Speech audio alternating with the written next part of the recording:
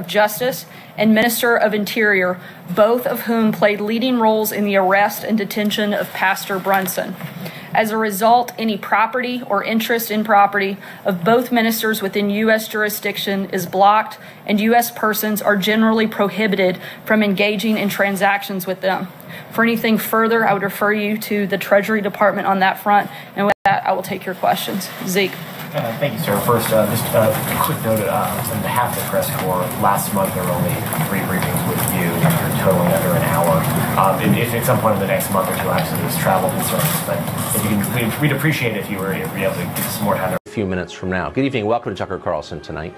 Let's bring in from the White House, Press Secretary Sarah Sanders. Sarah, good morning to you. Good morning. Good morning. Good morning. Okay, so what's going on with the president and Iran? Look, the president's been clear from the beginning, since the first day he took office, and even before, that nuclear proliferation was something that he was not going to tolerate, something he would aggressively stand up and talk about.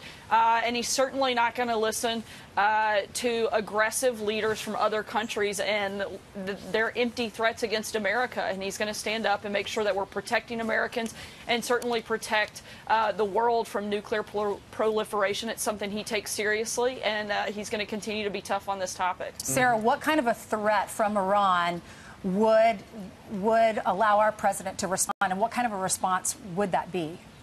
Well, as you know, we're never going to broadcast what actions the president may or may not take, or what specific actions is going to prompt him to take things a step further. But you can be rest assured he takes this process extremely seriously. He's monitoring and watching the actions of Iran, and if needed, he will take what steps are necessary to protect people in this country and certainly to protect the world from nuclear proliferation. Sarah, we've been on the couch the entire morning, so we have not necessarily seen this because we're not watching other media. But you can be sure mainstream media is going to attack the president for his all-caps tweet saying he's inciting a problem with Iran. What's the president's response to that? The only person that is inciting anything is Iran. The president has been very, very clear, again, since day one, what his objectives are. And he's certainly not going to tolerate the leader of Iran making threats against Americans, making threats against this country, making threats against Israel. This is a president who is going to stand up and make sure he is doing what is necessary. He's showing peace through strength. But if needed and steps are required, this president is not afraid to take them. You know what, Sarah, this is somewhat reminiscent of last August when the president was going back and forth with Kim Jong-un, calling him Little Rocket Man, and, Kim Jong-un was saying some derogatory things as well. But then eventually the president talked about fire and fury. You better look out, or fire and fury coming your way, which ultimately led to direct talks with Kim Jong-un. Is that part of the game? Is that part of the equation? Maybe, this tough talk will lead to some sort of agreement?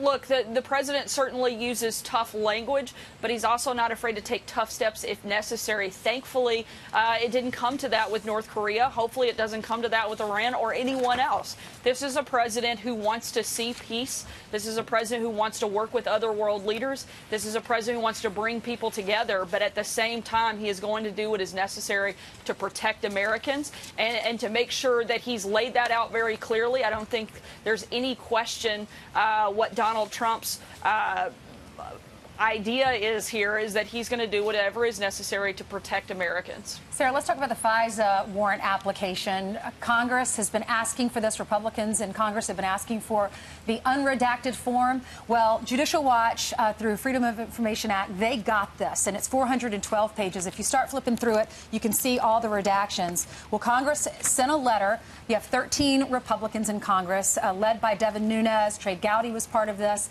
And they sent a letter on June 14th to the president saying, can you please get the unredacted FISA application? We want to see what it all says. And they have the ability to do that. We as Americans can't, but they have confidentiality status where they're able to look at it all. Do you think the president's going to get involved? Will he demand from the DOJ, look, you need to hand this to Congress? Look, the president wants transparency in this process. I think what you can see, even just from the information that has been released, is that the president's been right all along, that this is a total waste of time and certainly a waste of taxpayer money. His campaign had nothing to do with Russia, but had everything to do with a great message to defeat Hillary Clinton. And that's exactly what that campaign was focused on. And that's exactly what this president has done since he got into office. And I think we'd all be a lot better off if we could get this out of the way, and that Congress and the special counsel could come to the same conclusion that the rest of America has, that this is a hoax and a waste of time, and let's move on and focus on some of the big problems and big challenges we actually have to face as a country. Well, has he not asked for it because he just doesn't want to get involved? Look, that remains to be seen, but the president would like this to operate independent of him, but he certainly has asked for the Department of Justice to be transparent in this process. And if there are questions, which clearly there remain to be some, we hope that they'll step up and help answer those questions. I want to get to something that's right up my sleeve, because I'm the one that Fox and Friends sends out to do the stories on Made in America products. The White House is going to show off Made in America products at the White House today. This is a great thing that you guys do. It's an incredible event. Hopefully the weather will get a little more cooperative throughout the day, because I know there's some big products that will be out on the South Lawn later this afternoon. But it's a great moment for our country. You get to see some of the greatest products that the world has to offer that are made right here in America. It's another reminder of the president's focus on American workers, the American economy, and creating American jobs. And this is going to be a great event and a great showcase. It's something we did last year, and we're really excited about seeing all the great products from all 50 states again here this year. That's right. I just got an email from my friend Tim Tyler, who works for Viking Range. They build them down in Mississippi. They said they're going to have a Viking range there. Do you imagine the president's going to get a lot of feedback regarding the tariffs and trade talk?